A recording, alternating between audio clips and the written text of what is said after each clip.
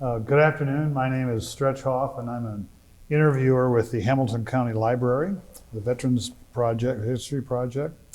And today we are honored to have Harvey Hampton with us, who served in Korea. And welcome, Harvey. Thank you. And as I said earlier, we just wanted to listen to your life story. So why don't you start out where you were born and grew up and how you happened to get in the service and go from there. I was, I was the third child of my parents. We were all born and raised in Independence. Went to Independence grade school. Went on to Simon Kenton, which was a high school. Yes. But I only went through the 8th grade because I come from a dysfunctional home. My father was an alcoholic. Okay. He died at 49. And so when my two older brothers joined the military, they were a year ahead of me. My oldest brother was 18 and second was 17, I was 16. Well, those two boys waited a year and then went in together. One was 19 and one was 18. I had to wait a year. Okay. Till you grew up, huh? Yes. I finished growing up, you might say. Yeah. So when my time came, I had left home when I was 15. And I had a friend that working in Dayton, Ohio in landscaping business. So I called him on the telephone and asked him if I come up, if he could get me a job. And he said he could. He talked to his boss and said, come on up, we'll put you to work. So that turned out to be a good thing for me to do because I couldn't stay at home. There was very little money. You couldn't go to school unless you had the proper clothes and food. Oh boy. And you had a big family too, didn't you? Yes. You had six brothers and 4 sisters. 4 sisters, yes, sir. And my mother actually had 15 children. Oh boy. But that was normal back then. Yeah. The lady across the street had 15 kids too. Oh my gosh. So it was in the neighborhood. It wasn't unusual. I can see where there might not be enough money to go around. You better believe it. Yeah. And my father had a good job too. He worked at the steel mill over Newport. Okay. But I worked up in Dayton until that October, almost October. It was actually September. And I went back home. I didn't want to go home, but I understand there was a neighbor boy looking for me, and he wanted to, just told my mother that he wanted to do something with me, and would I go along with him? So I went to his house and called him outside, and we talked. Well, he wanted to go to Texas and Oklahoma. So he asked me if I wanted to go with him. Well, I had saved my money while I was working in Dayton. I had a little money. He had an old 36 Dodge automobile with the seat in the back. Now, what year is this you're talking about? What year? This was 1951. Okay. September, October 1951.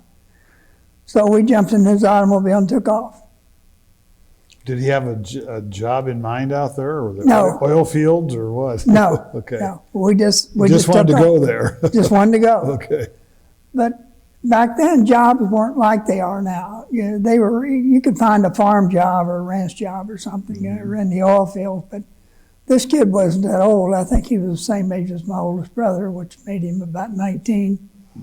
And he had gone into the military, but his father had to get him out on a Section 8. What was that? That was actually between Korean War and World War II. Okay. Closer to the Korean War. Okay. And so we headed out there and we wound up in Texarkana, Texas. And we got a job delivering products to an elderly home. Like food and Food, drugs. Drugs, okay. Yeah, we'd go pick them up wherever we had to go and get them and then deliver them back there. Okay. And we made a little money, and we got us a hotel room, and back then it was cheap. I think we paid about $8 a night or something like that. Okay, the good old days. The good old days, yes. And we stayed there for about 3 weeks, and then we left there and we went over to Gary, Oklahoma, which was near the University of Oklahoma. And we asked around town and talked to the sheriff about where we might get a job and everything. He never questioned us or anything. And he told us where there might be a place we could get a job, so he gave us directions. And we went out there in this huge, huge farm and ranch. And what really struck me about the place, he owned the land, but all the oil wells was owned by the Indians. Oh, really? And they'd come down once a month in their big black Cadillacs, shiny Cadillacs. Collect their money? collect their money, yes. Yeah. I'll be darned. So, you know, for a kid that was 16 years old, this was really a trip for me because... Pretty impressive. Yes. Yeah. I learned a lot on that trip. So we went down here to these folks' house, and there was just a man and a woman, an elderly man and woman living there. They had children that would come and visit on Sunday every once in a while. And we worked around there. We cleaned out the barns and took care of horses and milked a few cows for the folks. And it was winter time, so we didn't have a garden, but she normally had one during the summertime. And we worked there until about the 1st of April the following year, 1952. Okay. And we decided to come back home. Are you 17 years old now? Or Not yet. You're still 16? I'm still 16, okay. yes. I wouldn't be 17 until the coming October. Okay. So we came home, and one reason I wanted to come home, he was homesick. This kid was. I wasn't homesick. I wanted to come home and go back to Dayton and work up there another summer before I went in the service, because I had planned on. Yeah, you had been planning that for a while. Yes. Okay. And it was something I wanted to do because my father's brother was killed in the Navy at Anzio. And it was always my desire to go into the service after that happened.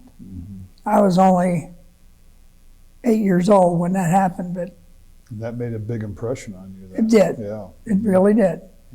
And so I felt I had to go do my part, even though it was a different war. But we came back, and he went home, and I got on a Greyhound. I didn't even go home. I went on a Greyhound and went up to Dayton, Ohio, and went back on my job. And then that couple weekends after that, I came home and visited my mother, because she was normally home alone, except the smaller kids that were still there. The big guys had already gone. Yeah. And so I visited her as many weekends as I could. But I worked up there again until September. I came down here and with my buddy that I worked with up there. We grew up together. And we went down to the Army's reserve unit, recruiting unit, and signed up. Signed up. Yes. We both took our physicals on the 5th of October. Actually enlisted on the 4th, but we had to take our physical the next day. Okay. And we were supposed to leave that next day on a train from Union Terminal, but something happened, some mess up or something, mix up. and we didn't get to go that first day. Now, when you enlisted, did you have your choice of which service, or did you always want to be in the Army? I always wanted to be in the Army. Okay. Yes. And so did my buddy. We both wanted to go in the Army. Well, they promised us we could go together. Well, we thought we got on the same train, but he got on one and I got on a different one. And he went to Fort Knox, Kentucky, and I went to Fort Eustis, Virginia. So they reneged on that, or they had a mix-up or something. I don't know. We never found out. Oh, so it wasn't an accident that you were told to be on the different trains. Yes. Okay. Yes. Okay. So we took our basic, and he shipped out to Korea in sometime in late March of 1953. And this was all after basic training. After my basic training, I went to 8 weeks of leadership school at Fort Eustis, Virginia. Oh, good for you. Yeah. Yeah, a little schooling. Never hurt anybody when you're in the Army, because I was going to make a career of it. Okay, so you applied for that program, or is Yes. that how you do it? I applied for it and completed it successfully in 8 weeks. Well, good for you. Okay. And then they Did you go in then serving with a higher rank then after that school? Did you have a higher rank after that school? Okay. No, they weren't giving rank here in the States at all at the time. Okay. You had to earn it overseas, and I was private first class when I left here. I was PFC when I came back. Before I was discharged, they made me corporal. Okay. Now, the two brothers that are older than you were, are they in Korea? No, sir. They are both in the Air Force. Okay. One went to Germany as an MP, military police, Okay. and the other brother went into the medical field. Okay. And he was stationed here in the States. And as it so happened, when I finished leadership school, and they called us all out that were still in the company. We'd gone to schools and things, and then came back to the company where we took basic.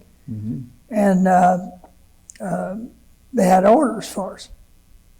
So the first sergeant said, I need so many men to go to Germany. I need so many men to go to Korea. I'm looking for volunteers. Otherwise, I'll have to pick you out. Uh-huh. So this... You had to make up your mind right then? Right now. That's a tough one. Well, maybe it was. I don't know.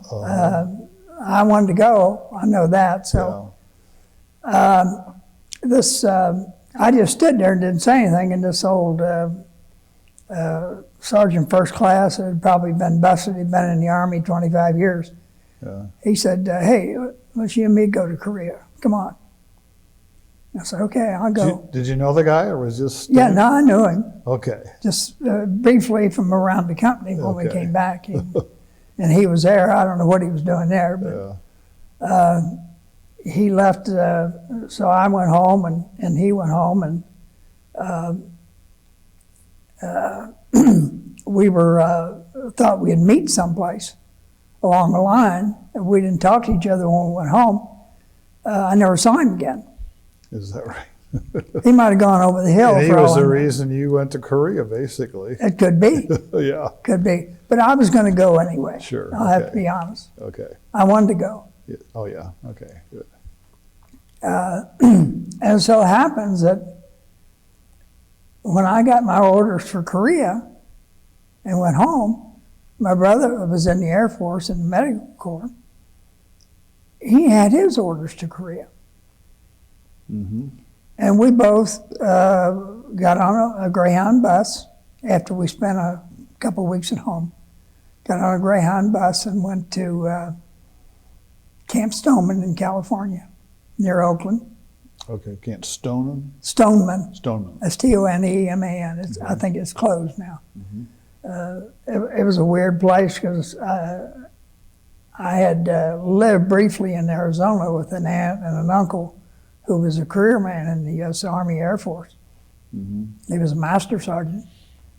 I lived with them in Arizona for a couple of years when I was between 8 and 9 years old. From 8 until I was almost 10, and then we came back here. And so I knew about rattlesnakes, and I hated rattlesnakes.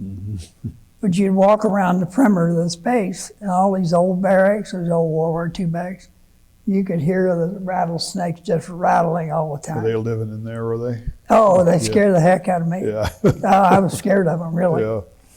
So it was another experience for me, being out there and seeing California. I'd never been there before, and the nice weather and everything. It was So what year was this in California? 1952? This was in 1953 now. 53, okay. So we spent 7 days there, I believe, and then my brother shipped out on a boat, and I went the next day. We were in different services, so they didn't put us all on one boat. The Army went on one, the Air Force went on another one. So I met a couple of fellows on the boat. I was flat broke when I got on the boat, didn't have any cigarettes or anything. And I met this guy, and we became good friends. And he had a guitar with him. He was going to learn to play it while he was over in Korea. And it turns out he bought me a carton of cigarettes. A carton of cigarettes was only $1.50 or something like that. Now one pack's like $4.50 or something, isn't it? They're almost $5 now. Is it? Yeah. And I'm glad I quit a long time ago. Good for you. Yes. So we became good friends, and as it turned out, we wound up right in the same company and the same squad. Oh, that's great. The two of us. That's great. Yeah, and that doesn't happen very often. Yeah. And so we were good friends, and I didn't get to Korea until early April of 1953. Okay. And my first day, we rode a train from Seoul, Korea, up to the front lines. Which were where at that time? Up north? Up north, yes. Okay, so this is the drive north to the Yalu River.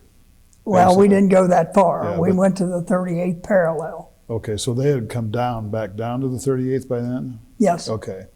Okay. Yes, they were. They had already come back to the 38th. Yeah. And actually had invaded Seoul, the Chinese and the North Koreans, in 51 and 52. So basically, the war was just a stalemate.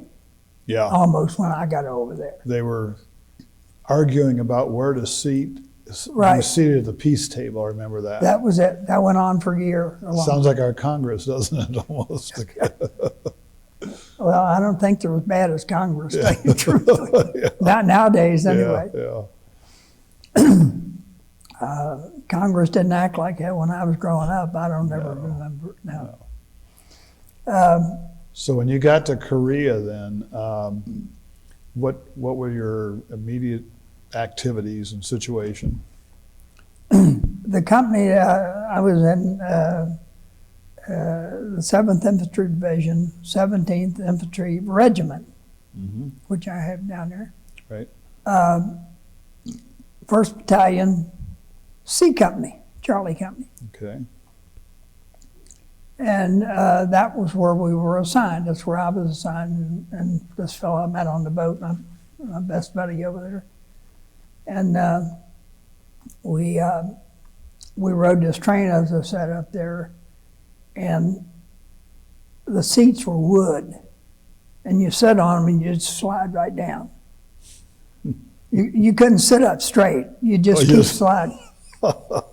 And with the military clothes and everything, and they're kind of slick anyway when you sit down, they have so much and everything. And it was a miserable drive, and it was almost overnight. Yeah.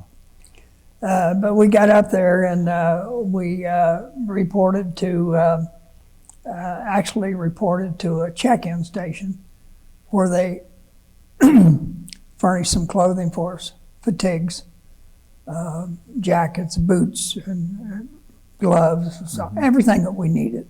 Full issue of clothing almost. And what month is it? Is this? This is April. April, okay. And we took a shower because after riding on that train all night, it was kind of hot on there, and everybody was perspiring. It was kind of a mess. Yeah, doesn't sound too good. No. So we got a shower and got our clothing, and then we reported to our company. And they took us to our company, which was just about maybe a half a mile away. They put us in a Jeep and took us up there. And we reported in the commander, and we were assigned, and the squad and everything, and we were both assigned to the same squad. And the company had been on the line and came back for a rest for 5 days. Well, the day we got there, they went back on the line. So they took us two new guys with them. We were the only ones that were new that particular day. And so they took us up there with them, and we had a meal up there, and we were actually near Pork Chop Hill, but Pork Chop Hill was on the other side of a smaller hill on this side of it. And we got up there, it was dark, and then it started raining. And the first sergeant came over to me and asked me where I belonged, and I told him that I'd just gotten there and I was assigned to this company and this squad and everything. And he said, well, I'll tell you what, he said, I got a place for you. He said, bring your weapon and come over here. So he told me to step down this hole, and it was about that deep, I guess.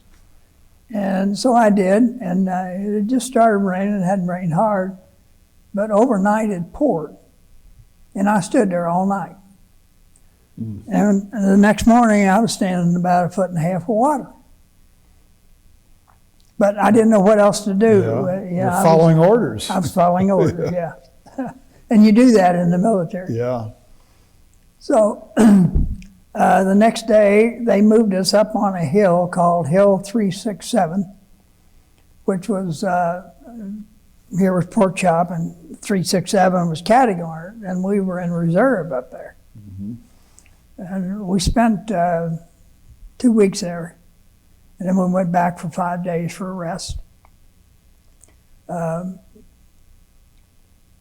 guys were all wild. You know, they played cards all night long and made a lot of noise, drank a lot of beer. Yeah. And although we didn't have that much beer, we got a ration of beer. We didn't have a place to go buy it. Oh, okay. Now, when you say you went back, did you just go back like several miles from the line? Yes, yes. Or was it a city or just an army Army camp. base? Okay. Yes, Okay. army camp. Now, did you get in? Were you fighting right away when you got there? Not at that time. Okay. Not at that time. Because how does it feel when I think a lot of kids your age, signed up for the service, and this is going to be a big, exciting, romantic deal. You get to go overseas, you get to do this and that. But how does it feel when it's actually time to start fighting? I mean, you must have been scared to death. Well, when we were on Hill 367, the enemy, every once in a while, and you probably have heard this about Korea, when the Chinese and the North Koreans move forward towards a hill or a mountain or whatever they have designs on, they come streaming down through the bottoms of the mountains and the hills, down at the bottom of them, Okay, the the big valleys. fields, Okay. blowing their horns. And we would shoot off flares and we could see everything they were doing. And the first night that happened, yeah, it scared the heck out of me. Really scared me. Yeah. But I didn't cry or anything. It just scared me. I mean, it would scare anyone. I don't care what. Oh, I would think I'd be scared. The first time a bullet came by my head, or I'd be scared to death. Yes. Before that, even. Yeah. I went through if you don't mind changing the subject, I went through a program I had post-traumatic stress disorder. And I went through a program at the VA here in Cincinnati back in '98. And one of the fellows in charge of it, he's dead now, he died a few years back. He was a captain in Korea, in the Army. And the first time he ran across an enemy, he just peed in his pants. He told me he was honest with it. Yep. Said that's what happened. I don't think anybody could be ready for that. Oh, they're not. Yeah. They're not. You just can't be. No. So the first night that happened, and it scared me. And then after that, it happened a few more times later, a little later on that week. And I was used to it then. Yeah. You get used to it. It's you harden yourself to it. Now, is this typical of the Chinese? They would just come at you with a bunch of men? Yeah. Oh, yeah. And you were, of course, in position Yes, up we on were the in hill, position. so you in Yeah. pretty good shape. And Yes, we were in actually bunkers. Okay. It had a window in front Yeah. and had a door in back and had a couple places to lie down. It was a two-man thing. Yeah. And I was in there with a ROK soldier, a Republic of Korea soldier.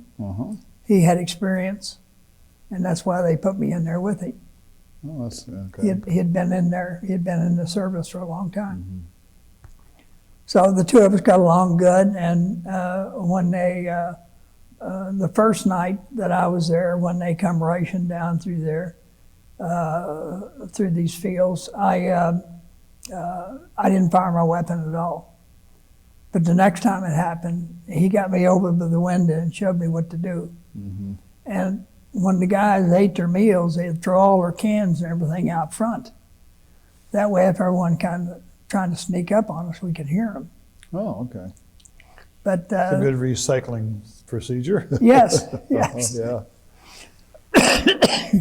So that probably is not unusual, your first night in combat, not to fire your weapon. No, no. And I assume that's one of the reasons they put you with a man of experience so he Yes. could help you and so forth, yeah. Now, a little later, what was happening on Pork Chop, if that was the case, I would have had to have fired my weapon the first night from what happened there, but I'll get to that in a minute. But What kind of weapon did you have? well, when I first got there, I had the M1 rifle, Okay. the old reliable, and I liked that weapon, but and I used that until just before we went up on Pork Chop Hill. They gave me a BAR, Browning automatic rifle. Yeah, which your life is very short when you carry one of those because it does a lot of damage. And they aim for that. Is Yes. that- yeah.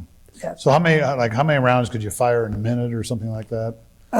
It's been 60 years and I don't remember. Okay, but it's Considerable, yeah, considerable. yeah.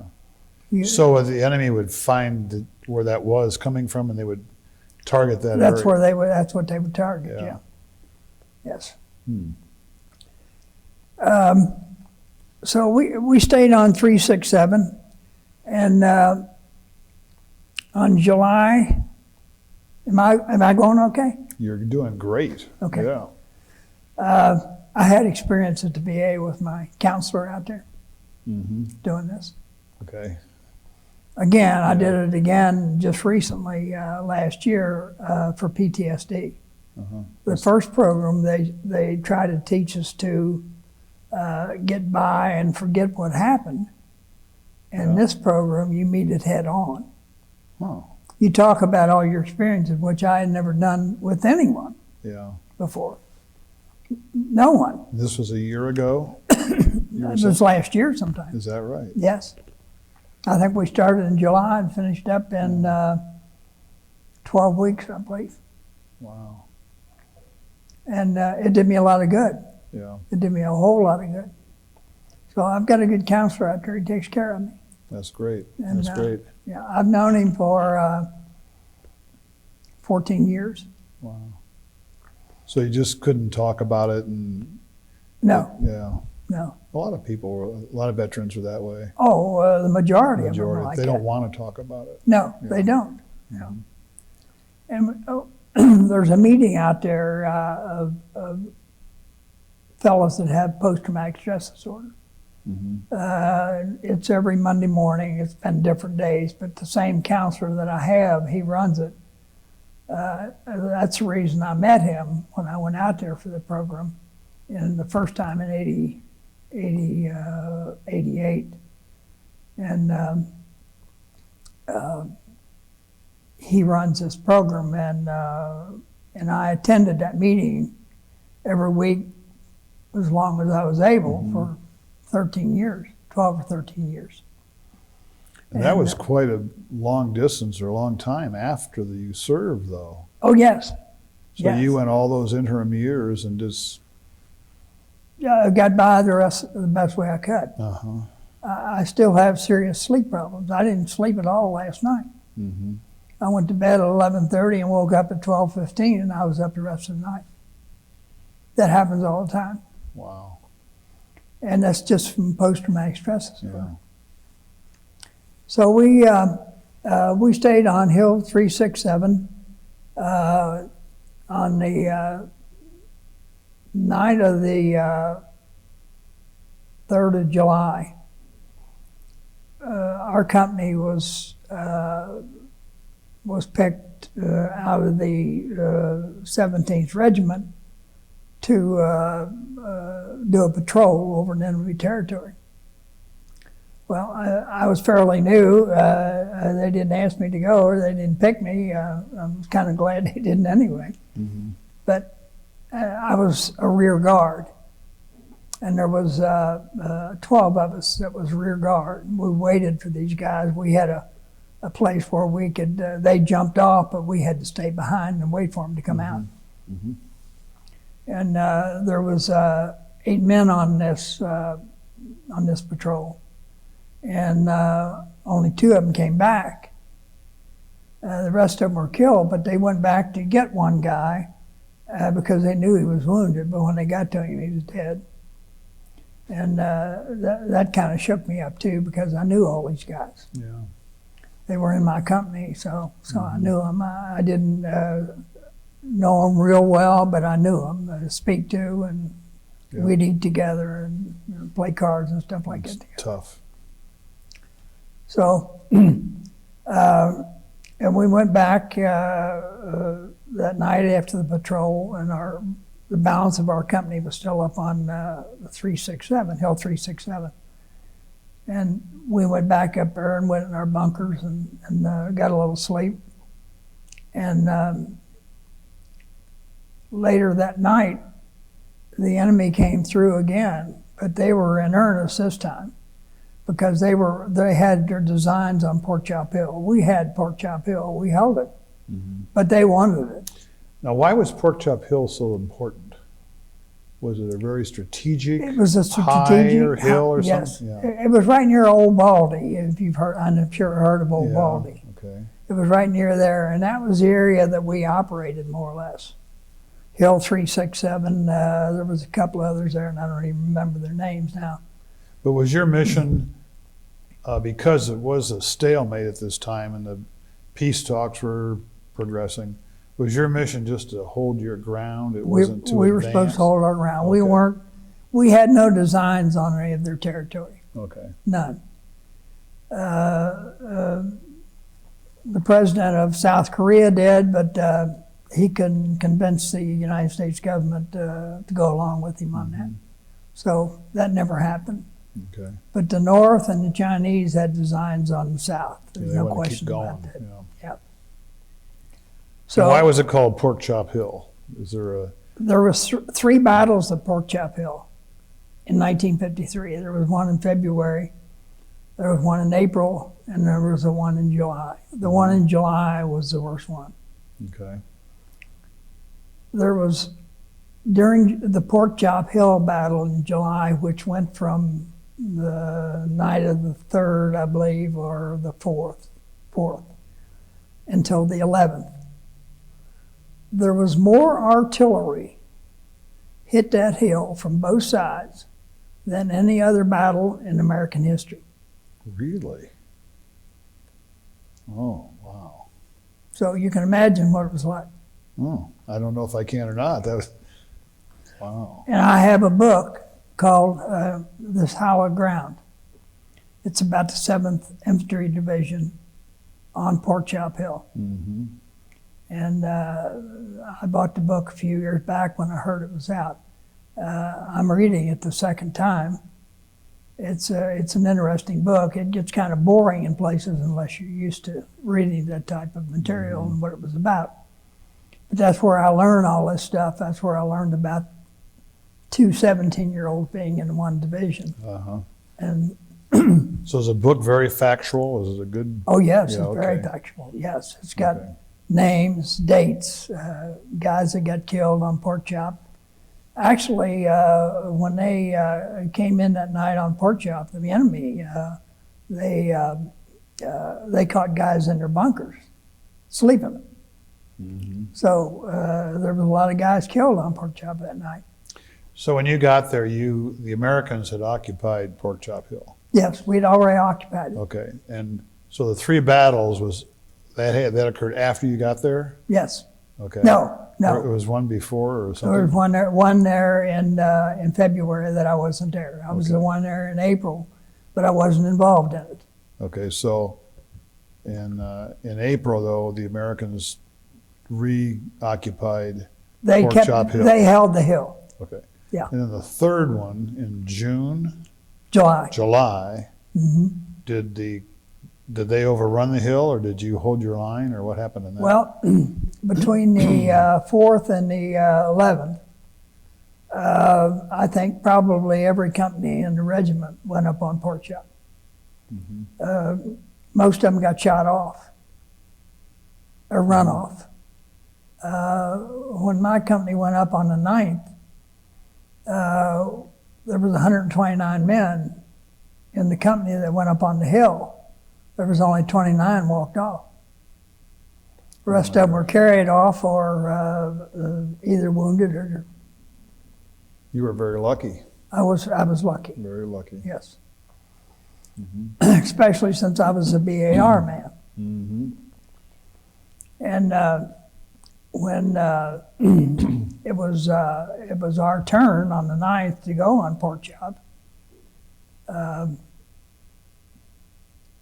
they took us, put us on PC carriers. They came down and got us on Hill 367 at the bottom of the hill and put us on PC carriers, personnel carriers, and took us up to Pork Chop. Mm-hmm. And in the back of Pork Chop, they had kind of an overhang that had equipment installed, stored behind it. And we sort of waited along the edge of that until the company all got together, and then a couple of officers led us up. We had to go down a little bit and then come to a big trench and walk up through this trench to where the battle was going on. And it had rained the night before. A lot of rain then, huh? Sounds like. Monsoon season, Yeah, yes. yeah. It rained quite a bit, and but it had, when we went up on the hill, it was 10, 11 o'clock, Mm-hmm. and the wind was blowing pretty good, so it kind of dried the ground out a little bit. It wasn't too muddy. Mm-hmm. But the first thing I saw when we got heading down to this trench, when we got there was this enemy officer You could tell he was an officer because of All the decorations on all the decorations and what he wore on his bells, shoulders. Mhm. And he evidently had been there all night, and his body was badly swollen. And for some reason, I just thought to myself when I saw him, he must have swollen because of the rain. I don't know why I thought of that. I must have heard it someplace or Now, was this an American or a Chinese? Chinese. Chinese, okay. This is Chinese or North Korean, Okay. one of the two. So we go up through this trench and we get about, a third of the way up. And there was, I couldn't tell for sure, but approximately 10, maybe 8, 10, 12 guys, Americans, that were in the trench that had been killed. Mm. And the officer said, "Come on, we got to get up here. They're waiting on us. Come on." So he insisted that we walk over these guys. And it really shook me up. How should I say it? I don't know how to say it. For him to ask us to do that. But we had no choice because the trench ended. Yeah. You know, you only had so much room. Yeah. So we had to walk over these guys. It hurt me, and I still remember it. Yeah, I bet. Oh, that's awful. Yes. Awful. How did you get selected to have the BAR weapon? Someone in the company made that Okay. determined that. I don't know who. I never found out. Yeah. They told me you're going to be the BAR man. So Okay. And does just one person operate a BAR, or is it a team, or just No, just one. Just one person. Okay. one person, yeah. Okay. So when we got up to the top of the trench, and we turned left, and we could see where we were going, and it was like looking out onto the library floor there. Mm-hmm. Only it was much bigger, and there was weapons, American soldiers, enemy soldiers laying every place. Mm. And we had to go out on that because the enemy was up on top of Port Chop up here, probably 12 to 15 feet up, standing on evidently something in their trenches where they could fire down on us. Mm-hmm. And of course we were getting artillery. And you had no cover, right? None. Yep. None. We were right out in the open. And they were firing down on us. They were rolling grenades down the hill at us. Guys were getting hit by concussion grenades right and left, bleeding from the ears and the nose and everything. It was a mess. Mm-hmm. And my anxiety level went through the roof when I saw what was going on there. But there's nothing I could do about it. I was there to do what I was supposed to do and do it. You know? Mm-hmm. And it was quite a battle. But we didn't last long. We lasted maybe 15 minutes. Mm-hmm. And then one of the lieutenants that was with us, he was wounded. He told us to fall back. So we did. We had to jump down a small hill. It was about 8 or 9 feet, I guess, to get off of this battle section where we were. And we finally made our way back down to the overhang, and they sent up PC carriers for us. Took the wounded and on the PC carriers, the dead ones on different ones, and the guys that were walking on different ones. Mm-hmm. I don't see how you guys had a chance in the world. We didn't. Yeah. But the colonel of the 17th Infantry Regiment, he said, "I will hold Port Chop if I have to collect a truckload or a truckload of dog tags. Mm-hmm. He didn't hold it. Mm-hmm. It took it away from him. The enemy took it away from him. And finally, he just said, "We're gonna evacuate the hill. We're not gonna try to hold it any longer." Mm-hmm. Well, I don't remember what the casualties were for that particular battle, but Very high. very, very high. Yeah. Yes. Okay, so that was the last battle for Pork Chop Hill, is that what you're saying? Yes. So you guys essentially regrouped back from that area and just held that position for, Well, I was hurt on Pork Chop, okay, and when I got on they put me on a PC carrier and took me back to an aid station, way in back of Pork Chop. And they took us all off this PC carrier, the guys that were wounded, and took us on stretchers over to a place alongside of a building and laid us down. mm-hmm.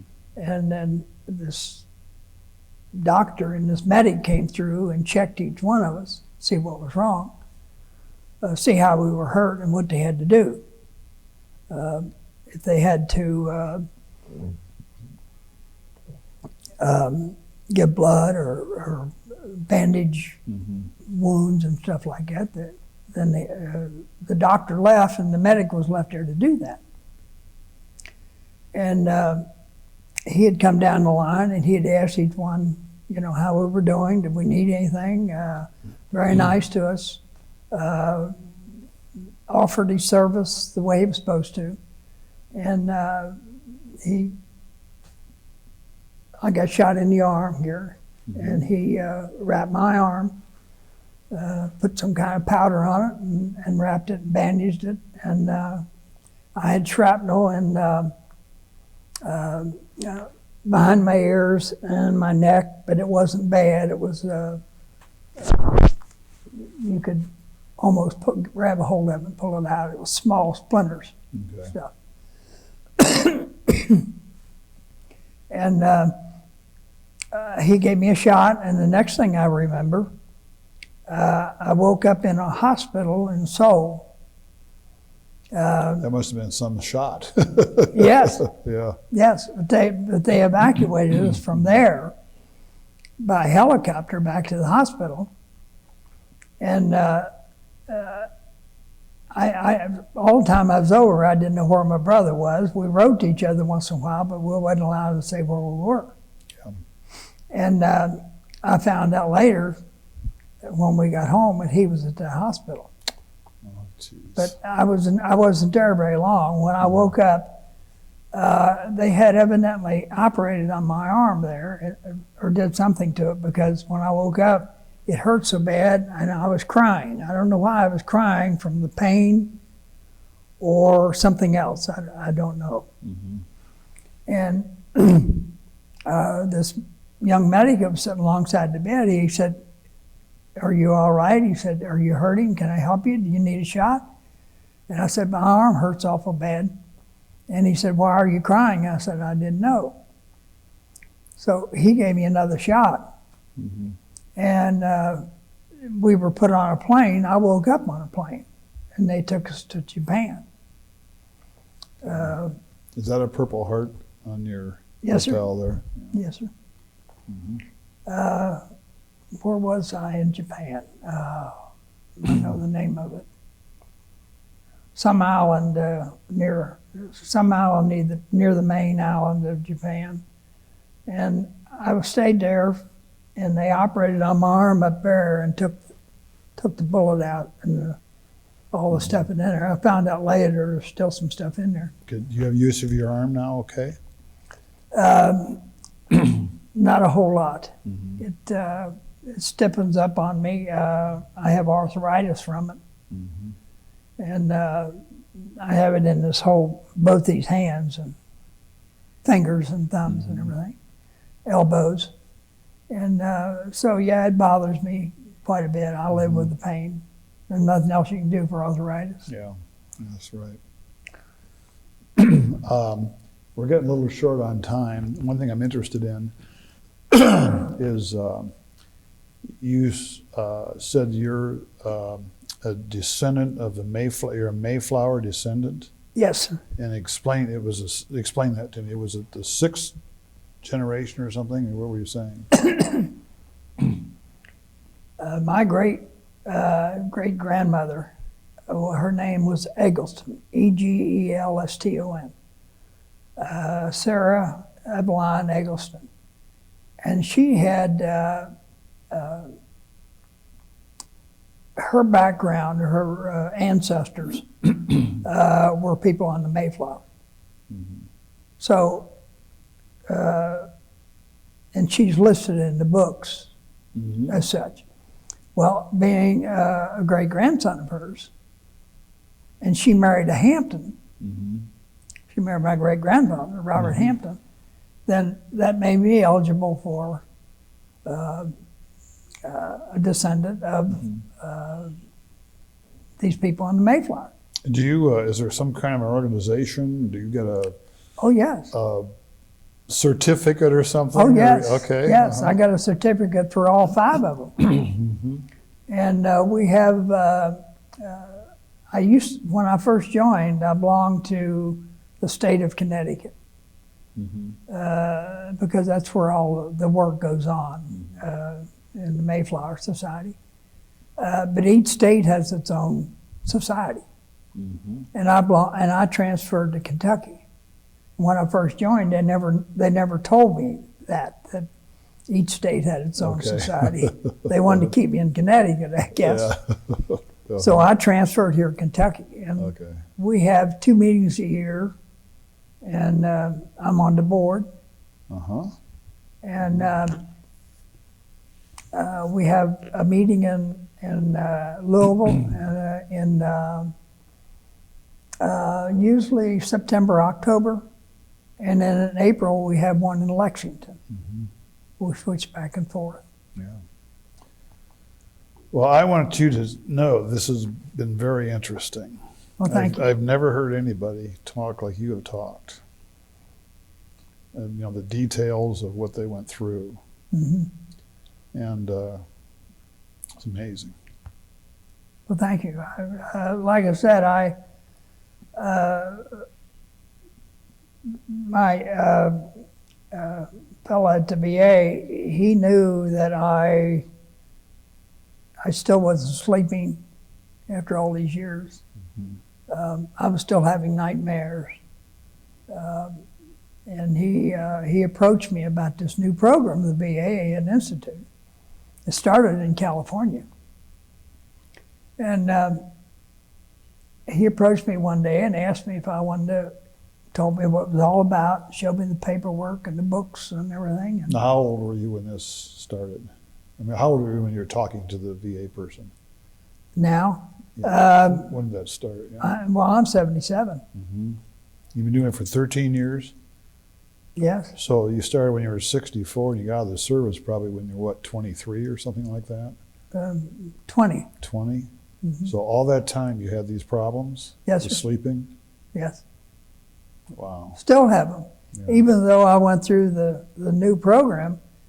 But the thing about it is, I couldn't even go to a grocery store or a mall, a department store, without walking in and getting very anxious with all the people. Mm-hmm. I didn't like to be around people. Were you able to work those years? Yes, Okay. yes. I worked at the Wind Power Company out on Spring Grove for 27 years. Okay. And then I went to another company and worked there for 9. And I worked 3 more for another company out of Cleveland. Mm-hmm. On the road sales, all these jobs were. Okay. And so I worked about 41, 42 years. So you're able to function even though you had these It was hard. I bet. It was hard. I can see why you had nightmares. years. Yes, yes. Awful. And but I'm glad I went. It was an experience I'll never forget, even though it harmed me in some way. Mm-hmm. But You're here to talk about it, though. yes, everybody has a job to do when they go in the military. That's right. So, and you have to do it. Yep. It's not like out here you make excuses and walk off the job. You can't do that Can't either. do that. Well, thanks a lot. That's all right. And thanks for your service. I'm glad you asked me. Yeah. Really am. Okay.